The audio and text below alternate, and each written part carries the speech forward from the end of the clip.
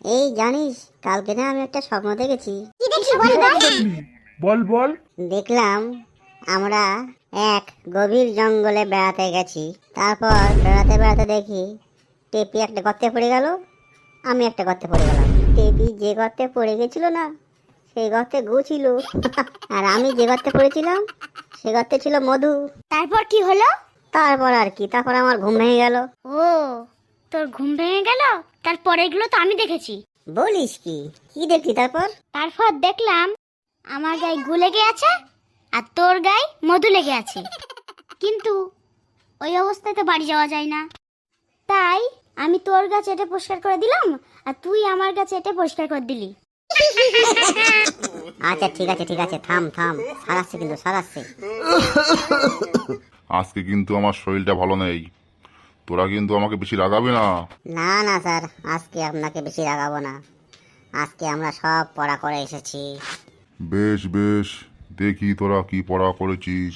বল তো পটল, পৃথিবীর মধ্যে কে সব থেকে বেশি ডিম দেয়? স্যার ওটা আমাদের অঙ্ক স্যার। সকাল সকাল পাকামো শুরু করে দিলি তো দেখতে পাচ্ছি। না না স্যার, পাকামো করবো কেন? আমাদের আগের পরীক্ষাতে অঙ্ক স্যার শুধু গোল্লা গোল্লা গোল্লা গোল্লা, সব খাতায় শুধু গোল্লা গোল্লা দিল, ওই ডিমের মতো আর কি। ঠিক আছে, তুই এবার কান ধরে দাঁড়াতো দেখি বেঞ্চের ওপরে। এই ভূতনি, তুই বলতো দেখি ভাস্কো ডা গামা কবে ভারতে এসেছিল? স্যার আমি জানি না ভাস্কো দা গামা কবে ভারতে এসেছিলেন, আর উনি যখন এসেছিলেন তখন হয়তো আমি ছিলাম না, তাই আমি বলতে পারবো না।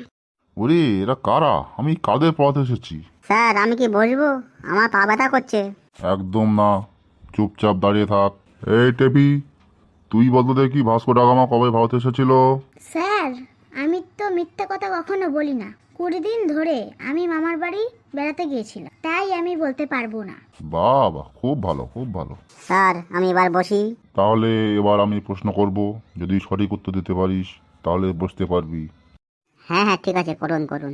তোকে তাহলে একটু সহজ করে প্রশ্ন করি।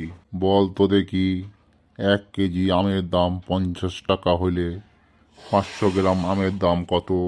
স্যার 500 গ্রাম আমের দাম 20 টাকা। আমার কিন্তু আর রাগ সহ্য হচ্ছে না।